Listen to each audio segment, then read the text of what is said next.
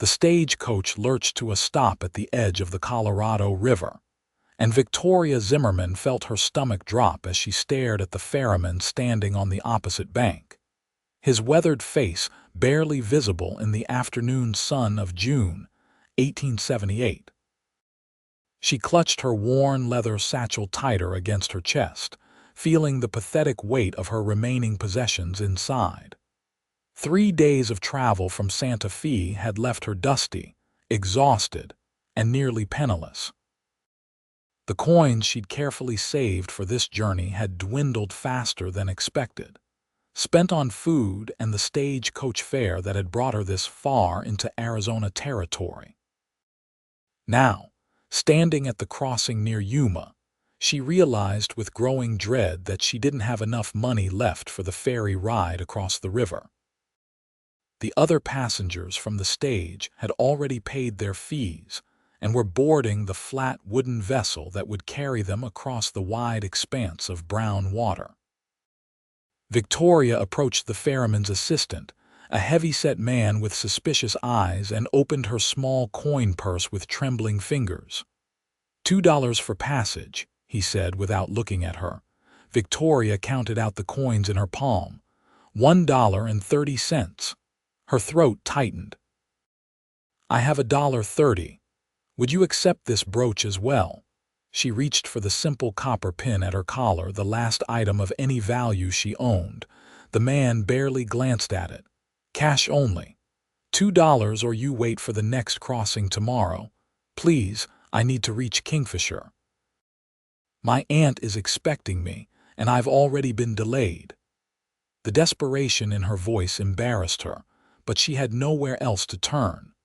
Her aunt's letter had been clear there was work for her at the boarding house, a fresh start after the fever had taken both her parents last winter.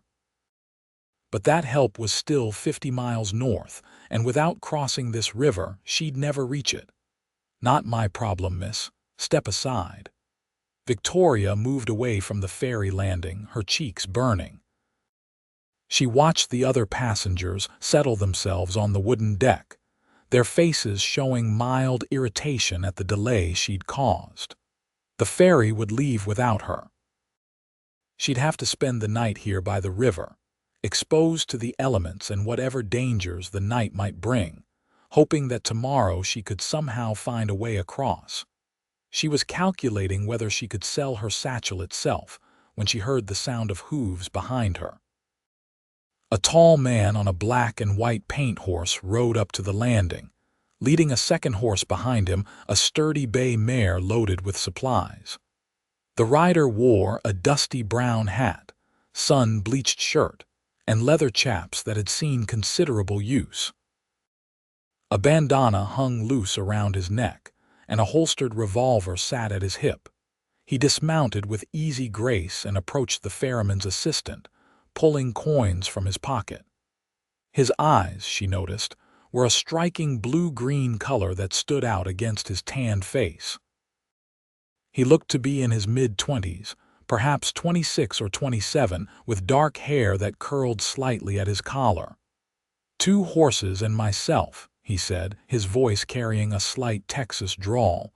The assistant counted the coins. That'll be $5.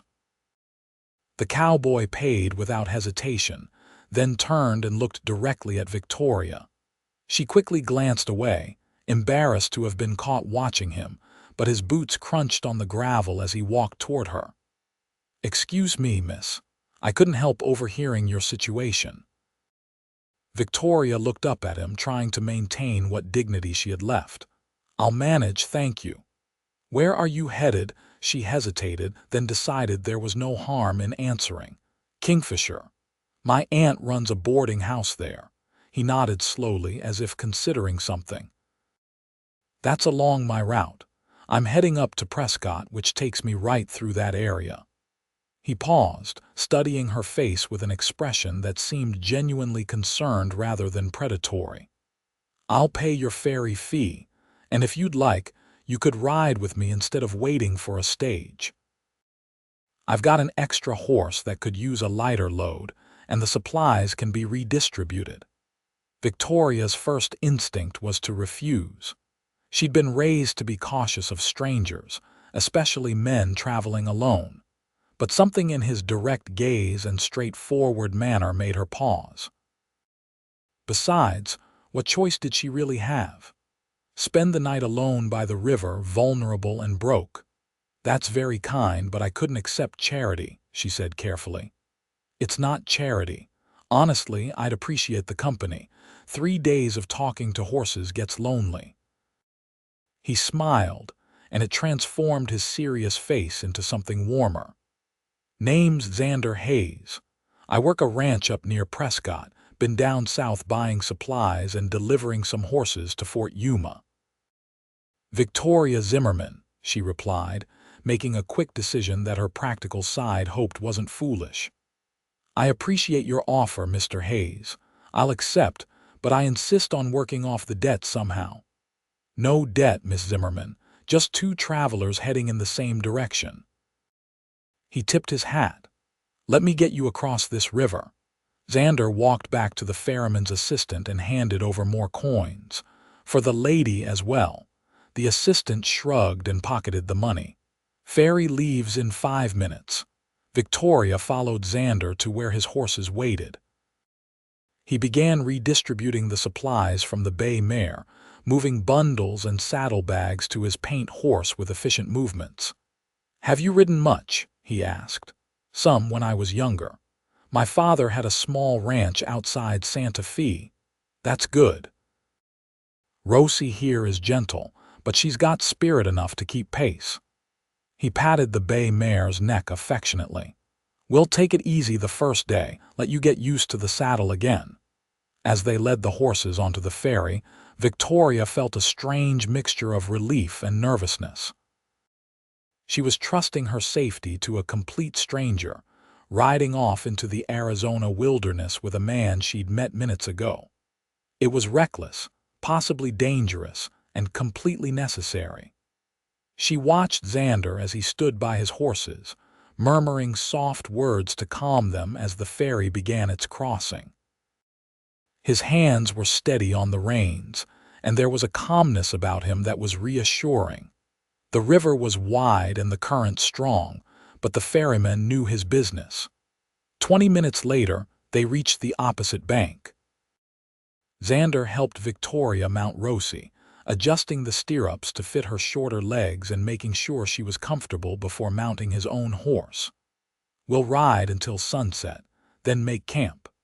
There's a good spot I know about 15 miles north near a creek. We'll be safe there. He looked at her seriously. I give you my word, Miss Zimmerman, that you're under my protection. I'll treat you with respect and see you safely to Kingfisher. Victoria nodded, touched by his formal declaration. I believe you, Mr. Hayes. Call me Xander.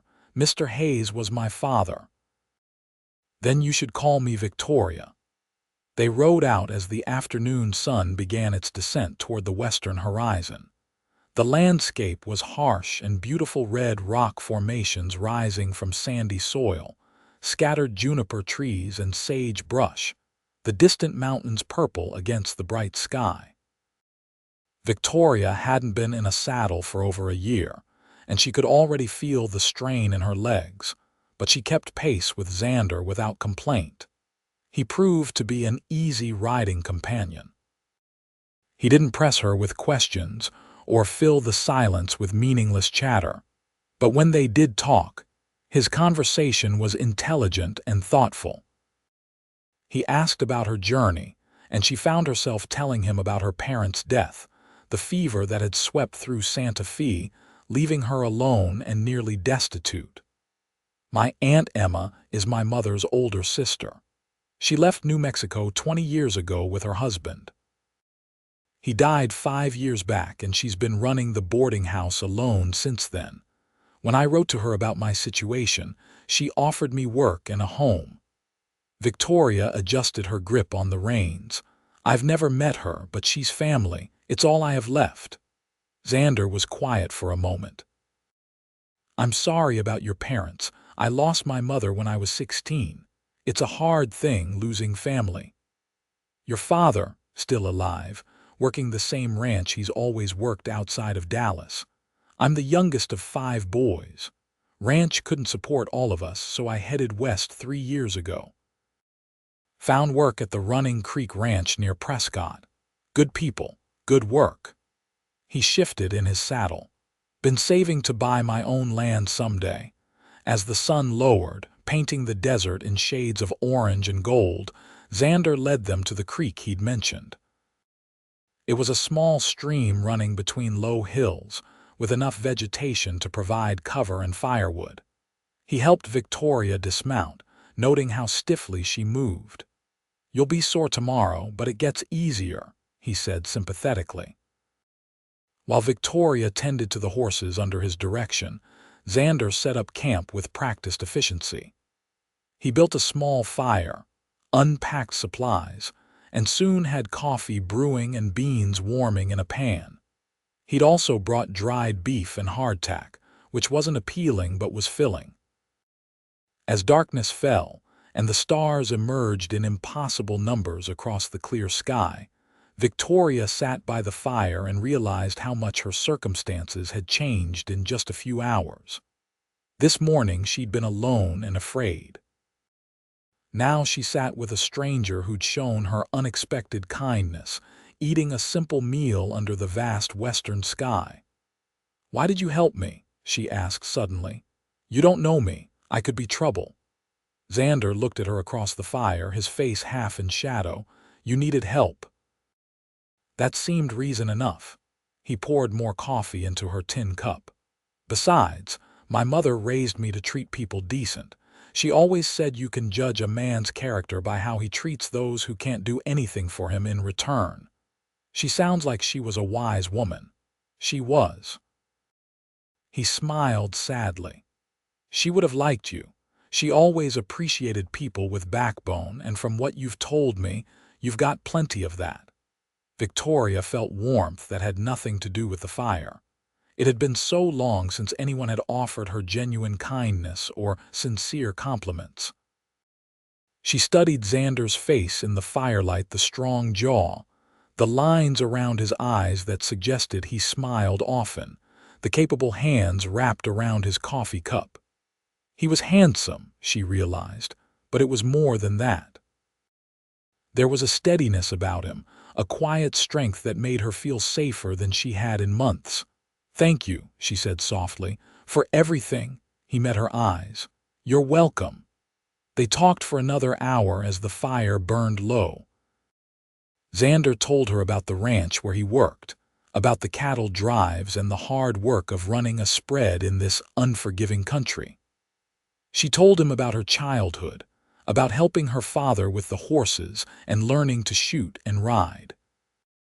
The conversation flowed easily between them, and Victoria found herself laughing at his stories about ranch life. When they finally settled down to sleep, Xander placed her bedroll on one side of the fire and his on the opposite side, giving her privacy and space. "If you need anything during the night, just call out. I'm a light sleeper." Victoria lay under her blanket, looking up at the river of stars overhead. She could hear Xander's steady breathing across the fire, the gentle movements of the horses, and the soft sounds of the desert night. Despite everything, the uncertainty of her future, the strangeness of her situation, she felt oddly peaceful. The next morning, she woke to find Xander already up, tending the horses and preparing a simple breakfast of coffee and cornmeal mush. Every muscle in her body protested as she sat up, but she refused to complain. They ate quickly and were on the trail as the sun rose. The second day's ride was longer. Victoria's soreness gradually eased as her body remembered the rhythm of riding.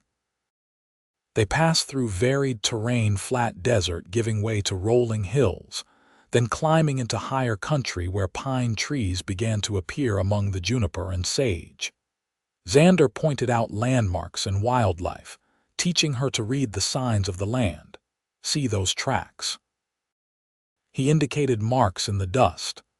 "Deer passed through here this morning, and those scratches on that tree trunk, bear marking its territory. We're moving into better country now. Is it dangerous? The bear. Can be, but mostly they'll leave you alone if you don't surprise them or get between a mother and her cubs.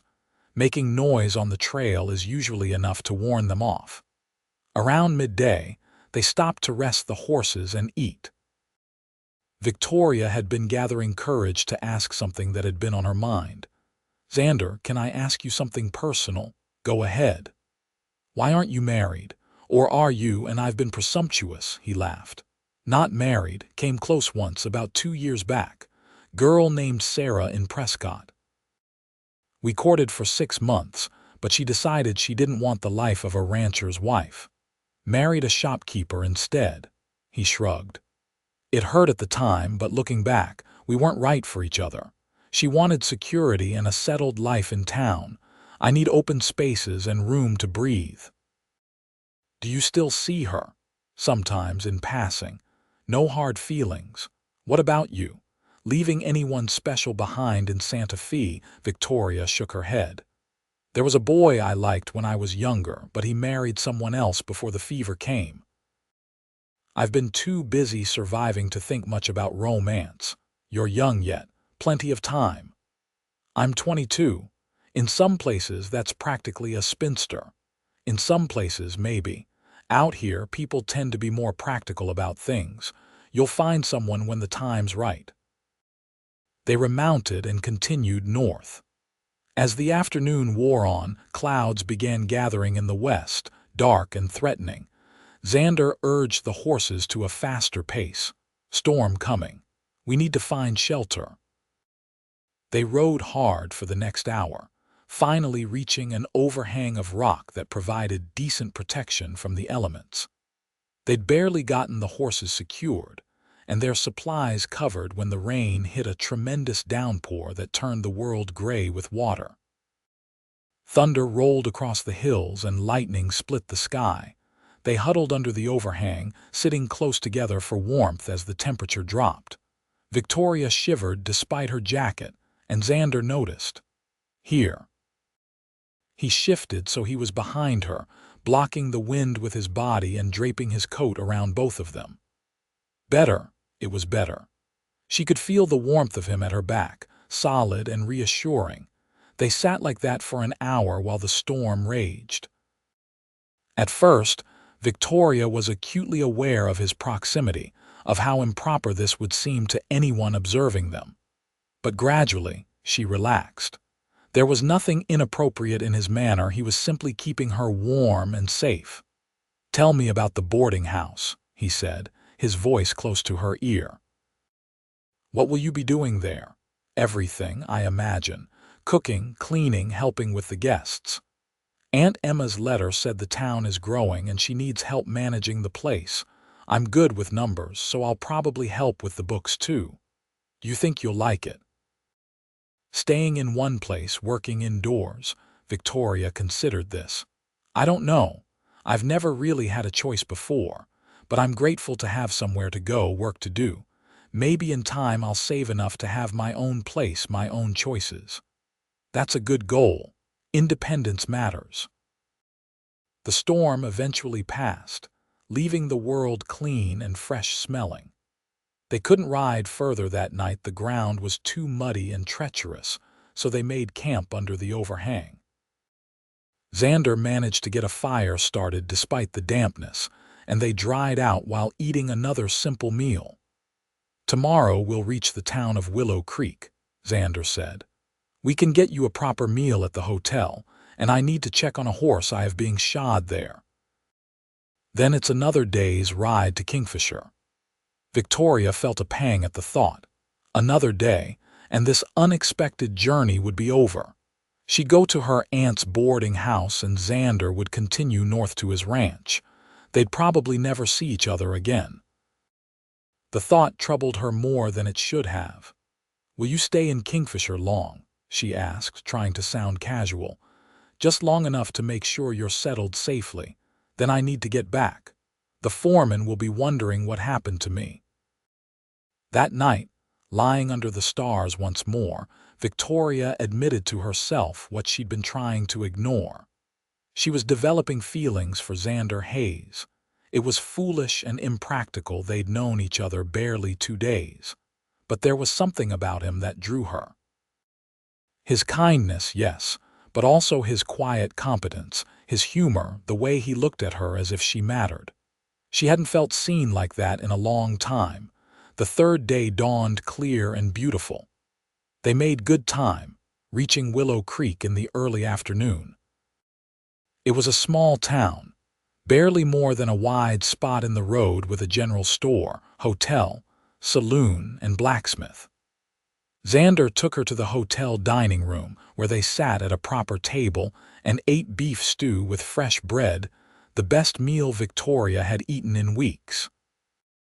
While Xander was at the blacksmith, Victoria used the hotel's facilities to wash properly for the first time since leaving the ferry. She cleaned the trailed dust from her clothes as best she could and tried to make herself presentable. When she looked in the small mirror, she was startled by her own reflection. Her face was sunburned and wind-chapped, but there was color in her cheeks and a brightness in her eyes that hadn't been there before. She looked alive in a way she hadn't since before her parents died. Xander was waiting in the hotel lobby when she came down. His eyes widened slightly when he saw her, and he quickly removed his hat. "You look nice," he said, and there was something in his tone that made her heart skip. "Thank you, so do you." He'd clearly cleaned up as well, his face freshly shaved, his shirt beaten free of dust. They walked together to where the horses were ready, newly shod and rested. The blacksmith, a burly man with a kind face, nodded at Xander. "She's all set. That mare's got good feet, should carry your lady friend just fine." "She's not," Xander started to correct him, then seemed to decide it wasn't worth explaining. "Thanks, Jim." As they left Willow Creek, heading northeast toward Kingfisher, the mood between them had shifted somehow. The easy companionship was still there, but now there was an undercurrent of awareness, of possibility. Victoria caught Xander looking at her several times, his expression thoughtful. "What are you thinking?" she finally asked. He was quiet for a moment. "I'm thinking that I'm going to miss your company when we reach Kingfisher tomorrow," her breath caught. "I'll miss yours too. Victoria, I need to tell you something." He slowed his horse so they were riding side by side. "These past few days with you, they've been... well, I haven't wanted them to end. I know we've only just met, and I know you've got plans waiting for you, but I want you to know that if circumstances were different, I'd like to spend more time with you. A lot more time." Victoria's heart was pounding. "What are you saying?" "I'm saying I think you're remarkable. I'm saying that in 3 days you've made me feel things I haven't felt since, well, maybe ever. I'm saying I don't want to just ride away and never see you again." He met her eyes.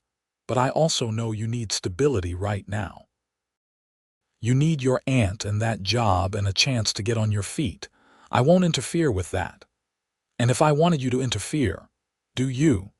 She thought about the boarding house waiting for her, the safe and predictable life her aunt was offering. Then she thought about these 3 days on the trail, about feeling truly alive and happy and seen. She thought about Xander's steady presence, his kindness, the way her heart lifted every time he smiled at her. "I don't know," she said honestly. "I care about you, Xander. More than I probably should after 3 days. But you're right, I do need stability. I need to stand on my own feet before I can think about anything else. I've been dependent and helpless for too long." "That's what I figured." He nodded, though she could see disappointment in his eyes. "But here's what I propose. I'll take you to Kingfisher, make sure you're settled with your aunt. Then I'll go back to the ranch. But in 3 months' time, I'll come back to Kingfisher. If you're still interested, if you think there might be something between us worth exploring, I'll be staying at the hotel. If you don't come to see me, I'll understand. No hard feelings, no obligations, but if you do..." He left the sentence hanging. 3 months, Victoria repeated. It seemed like forever and no time at all. And what if your feelings change in 3 months? They won't. The certainty in his voice made her shiver. Then yes, 3 months, I'll come find you if when I'm ready. They rode in comfortable silence for a while, but something had been acknowledged between them, a possibility that made the air feel charged with potential. Victoria kept stealing glances at Xander, memorizing the line of his shoulders, the way he sat his horse, the profile of his face against the sky. 3 months to figure out what she wanted, who she was without her parents, whether these feelings were real or just gratitude and proximity. They made camp that night at the top of a ridge overlooking a valley. In the distance, perhaps 10 miles away, Victoria could see lights beginning to appear as the sun set. "That's Kingfisher," Xander said, standing beside her. "You'll be there tomorrow." Victoria felt a confusing mix of emotions: relief, anxiety, and an overwhelming sadness that this journey was almost over. "I've been so focused on getting there, I haven't thought much about what happens after. You'll do fine. You're strong and capable, and your aunt's lucky to have you." She turned to look at him. The sunset painted his face in warm light, and she saw her own feelings reflected in his eyes. Before she could stop herself, she reached out and took his hand. He looked down at their joined hands, then up at her face, and slowly brought her hand to his lips. 3 months, Victoria. I'll be counting the days. So will I." That night they sat by the fire longer than usual, neither wanting the evening to end. Xander told her more about his life, his dreams of owning his own ranch, of building something lasting. Victoria shared her own hopes for independence, for a life she chose rather than one circumstance forced upon her. The conversation was intimate in a way that had nothing to do with physical proximity and everything to do with shared vulnerabilities. When they finally lay down to sleep, Victoria found herself staring at the stars, wondering if she was making the right choice. Part of her wanted to forget about practicality and stability, to simply tell Xander she'd ride with him wherever he wanted to go. But the more sensible part of her knew he was right. She needed to prove to herself that she could stand alone before she could stand with someone else. The final morning of their journey arrived too soon. They rode slowly, neither mentioning how they were dragging out these last few miles. Kingfisher appeared on the horizon, a real town, bigger than Willow Creek, with a main street lined with businesses and houses spreading out in all directions. "It's grown since I was last through here," Xander commented. "Must be 2,000 people now." They rode down the main street, drawing a few curious glances. Xander asked directions to Emma Zimmerman's boarding house, and they were pointed toward a large, well-maintained building on a corner lot near the center of town. It was 2 stories tall with a wraparound porch and a sign that read Zimmerman's boarding house, clean rooms, good meals. Victoria's stomach clenched with nervousness as they dismounted in front of the building. Before she could knock on the door, it opened and a woman stepped out. She was in her 50s, with gray-streaked brown hair pulled back in a bun and sharp, intelligent eyes that immediately assessed the situation. "Victoria?" the woman asked, her voice warm but brisk. "Aunt Emma." "Well, come here, child." Emma pulled Victoria into a firm embrace, then held her at arm's length to look at her. "You look just like your mother did at your age. I'm so glad you made it safely. Who's your companion?" "This is Xander Hayes. He helped me when I couldn't afford the ferry crossing and rode with me to make sure I arrived safely." Emma's keen eyes moved to Xander, taking in every detail. "Did he now? That was kind of you, Mr. Hayes. I'm in your debt." "No debt, madam. I was heading this way regardless." Xander shifted uncomfortably under her scrutiny. "Nevertheless, you've done my niece a great service. The least I can do is offer you a meal and a room for the night if you need it. That's generous, but I should be getting on. Nonsense. It's nearly noon and you must be hungry. Come inside, both of you. Emma ushered them into the boarding house, which was clean, comfortable, and welcoming. The main floor held a parlor, dining room, and kitchen, with guest rooms upstairs. Emma sat them at the dining table and brought out cold chicken, fresh bread, and apple pie while Victoria filled her in on the journey throughout the meal. Victoria was aware of Emma watching her and Xander, noting the glances between them, the careful way they were with each other. When they finished eating, Emma sent Victoria upstairs to choose her room and unpack while she walked Xander out to his horses. Victoria watched from her window as Emma and Xander talked outside.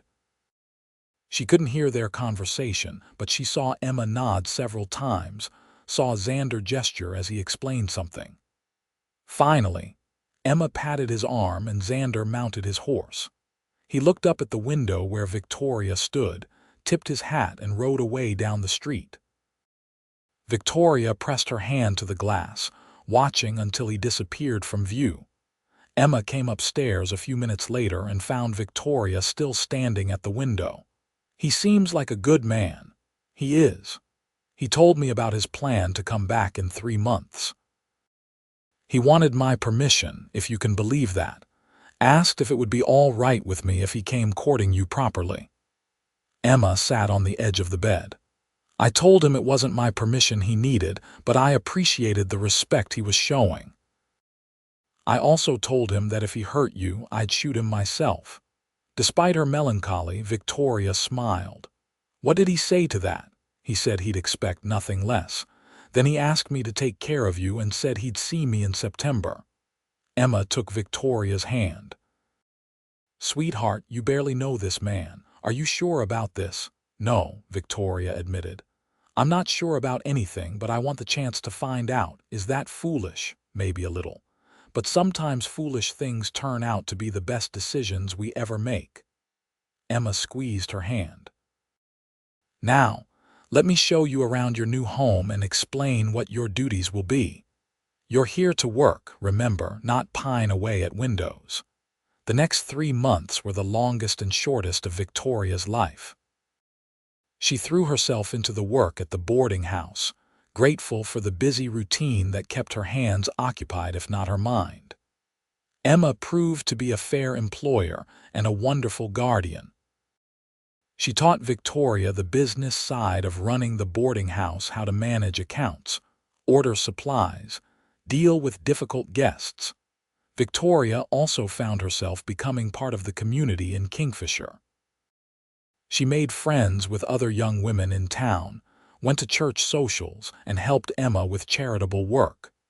Several young men showed interest in courting her, but she politely declined their advances. She was waiting, though she tried not to think about it constantly. At night, lying in her comfortable bed in her own room, she'd replay every conversation she'd had with Xander, every moment of those 3 days. She wondered if he was doing the same thing at his ranch. Had his feelings faded now that they were apart? Would he still come in September? Emma watched her niece's progress with satisfaction and concern. Victoria was thriving in many ways. She was healthy, well-fed, confident in her abilities. But Emma could see the waiting in her eyes, the way she jumped whenever the door opened, the way she watched the road on sunny afternoons. "He'll come," Emma said one evening in late August as they sat on the porch shelling peas. "If he's the man I think he is, he'll come. And if he doesn't, then he's not worthy of you and you'll move on. You're strong enough for that now." Victoria realized Emma was right. 3 months ago, she'd been desperate and dependent. Now she had skills, employment, a home, and people who cared about her. She'd saved some money from her wages. She had choices. If Xander didn't come, it would hurt, but it wouldn't destroy her. September arrived with cooler weather and golden light. Victoria tried not to mark each passing day, but she couldn't help herself. Xander had said September, but he hadn't specified when. The beginning, the middle, the end.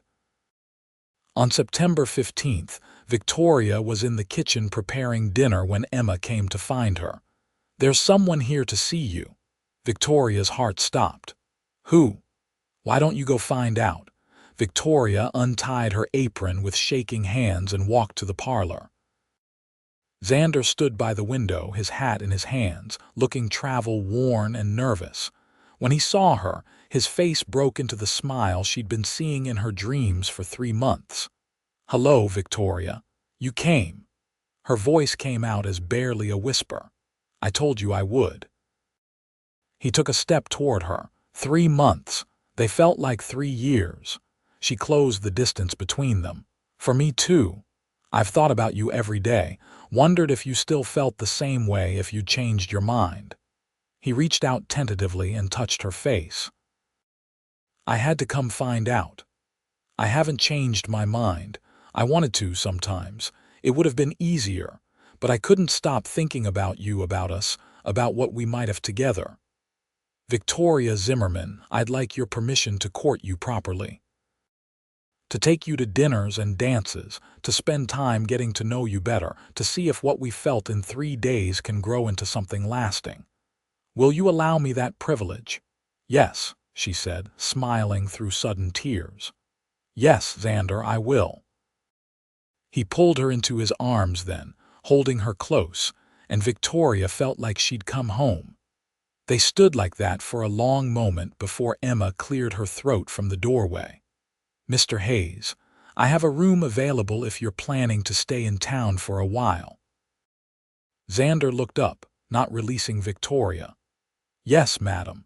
I've arranged for 2 weeks away from the ranch. I'm hoping that's enough time to convince your niece that I'm worth taking a chance on." "She already knows that," Emma said dryly. "But 2 weeks courting properly is a good idea nonetheless." "Victoria, show Mr. Hayes to the blue room upstairs. Then come help me with dinner. We're having a guest." The next 2 weeks were like living in a dream. Xander courted Victoria with old-fashioned determination and creativity. He took her to dinner at the hotel, accompanied her to church, went with her to the town's autumn social. They took long walks at sunset, talking about everything and nothing. He met her friends, charmed the other boarding house residents, and even helped Emma fix a broken step on the back porch. But more importantly, they talked. They shared their hopes and dreams, their fears and failures. Victoria told him about the dark days after her parents died, about feeling lost and purposeless. Xander told her about his struggles as the youngest son, about feeling like he had to prove himself constantly, about the loneliness of working hard with no one to share his successes.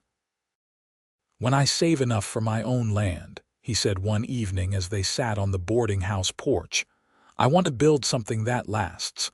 Not just a ranch, but a home, a family, something meaningful." "How long until you have enough saved?" "Maybe another year. I've been looking at a piece of property north of Prescott. It's got good water, decent grazing, and a small cabin already built. Not much, but it's a start." "It sounds perfect." He took her hand. "It would be perfect if you were there with me." Victoria's breath caught. "Xander, I know it's too soon to talk about this properly. I know I should wait longer, do this right. But I need you to know where my thoughts are going, what I'm working towards. When I buy that land, when I build that home, I want it to be our home, Victoria. I want you as my wife." She was quiet for a moment, letting his words sink in. "That's what I want too," she finally said. "But you're right, it's too soon. I need more time to be sure, and so do you. We're not the same people we were on the trail. We need to know if we can work together in real life, not just in extraordinary circumstances. You're right, and you're wise. So here's what I propose. I'll go back to the ranch and work my contract through the spring. You'll stay here with Emma, keep building your life. I'll come visit once a month. It's a hard ride, but I can manage it. We'll write letters. We'll really get to know each other. And next summer, if we both still feel the same way, I'll ask you proper. That's a good plan. Can you wait that long? Victoria smiled. I've waited 22 years to find someone like you. I can wait another year. On his last evening before returning to Prescott, Xander took Victoria for a walk to the edge of town where they could see the sunset. The sky was ablaze with orange and purple, the air crisp with the promise of autumn. I don't want to leave, Xander said, holding both her hands in his. These 2 weeks have been the happiest of my life. Mine too, but you have to go and I have to stay and we both have work to do. Can I kiss you, Victoria?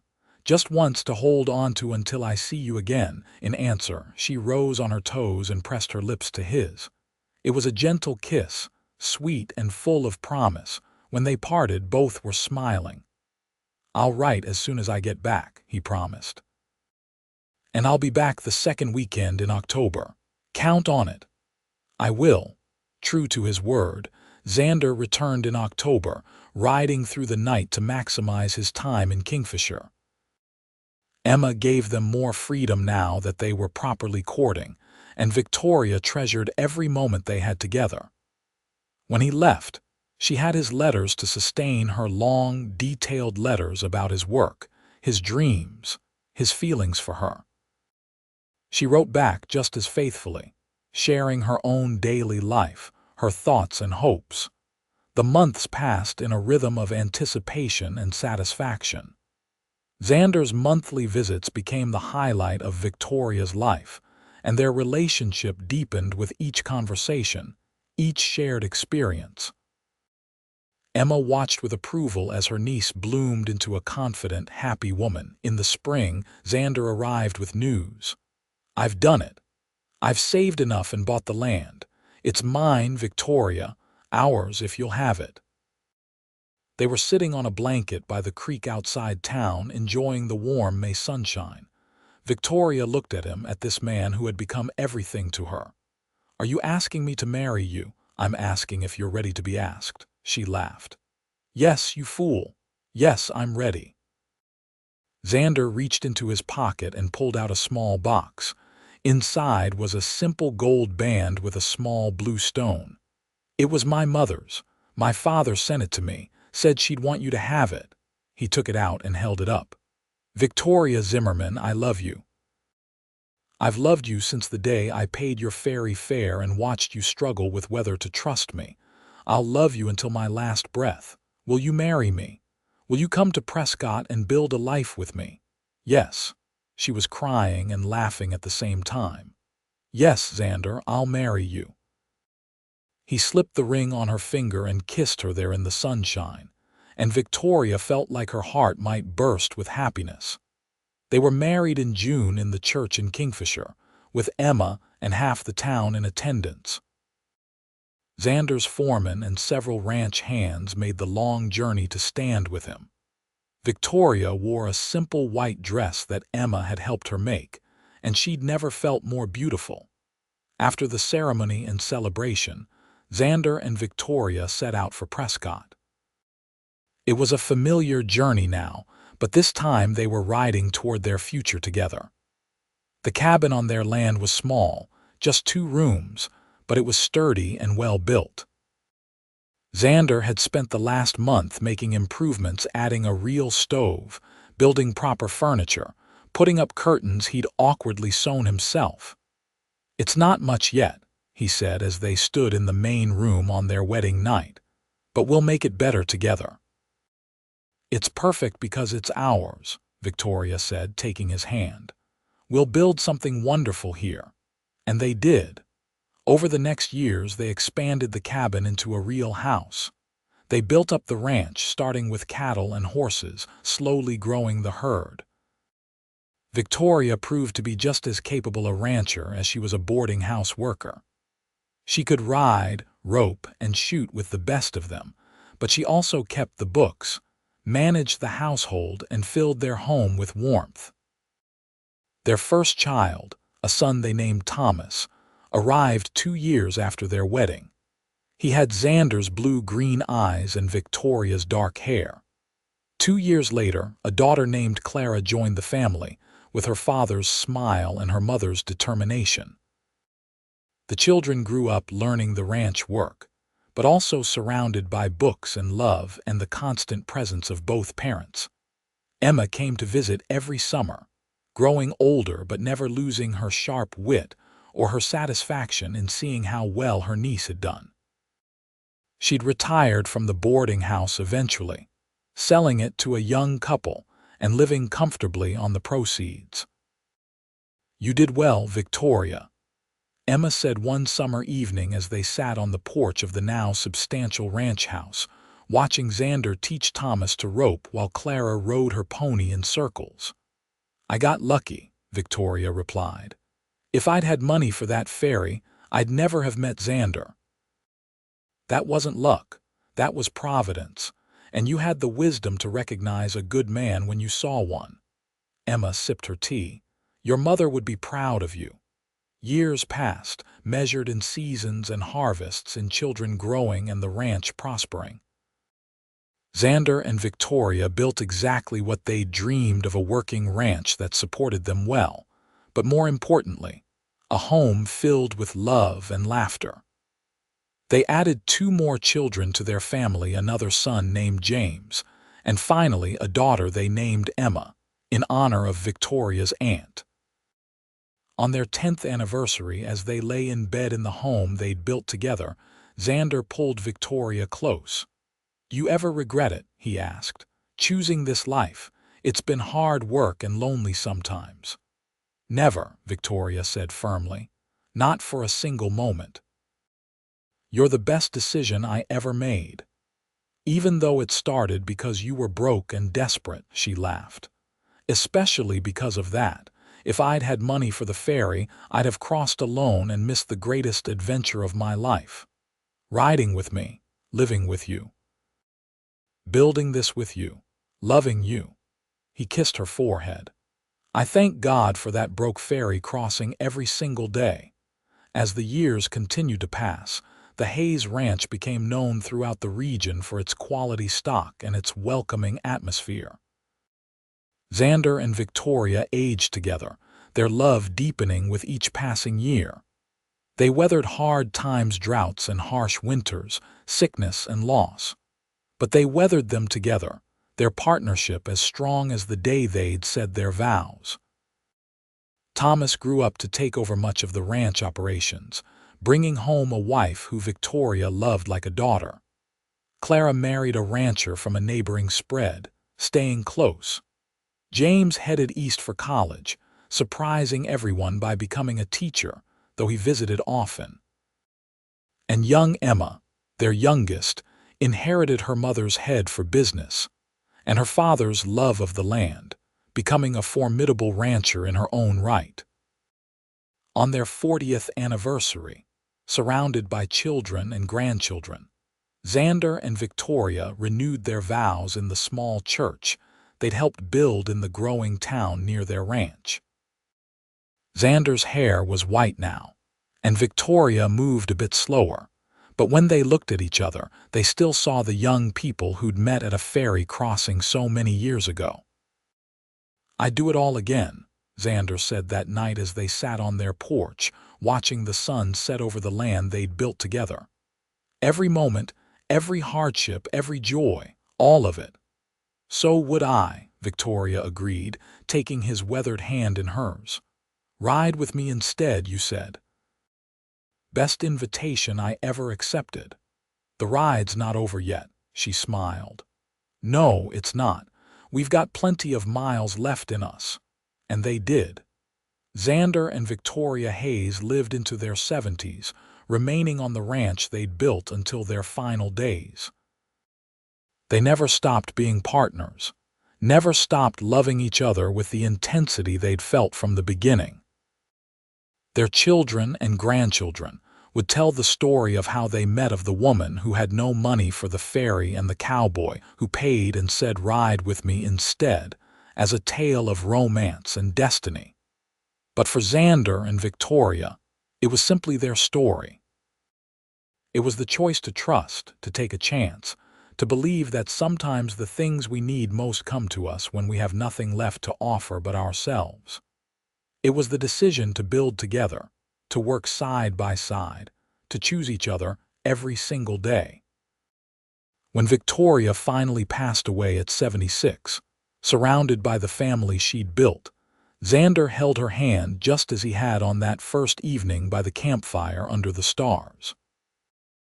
And when he followed her 6 months later, unable to face the ranch without his partner, his children found peace in knowing their parents had lived exactly the life they'd wanted, built exactly what they'd dreamed of. The ranch continued through the generations, but the story of its founding never faded. It was told to children and grandchildren, a testament to the power of kindness, the importance of taking chances, and the enduring strength of love that begins with a simple choice to ride together into the unknown. In the end, that ferry crossing Victoria couldn't afford became the bridge to everything she'd ever wanted: a home, a purpose, a family, and a love that lasted a lifetime. And it all began because a cowboy with kind eyes and a generous heart had seen a woman in need and offered her something more precious than gold. He offered her a future.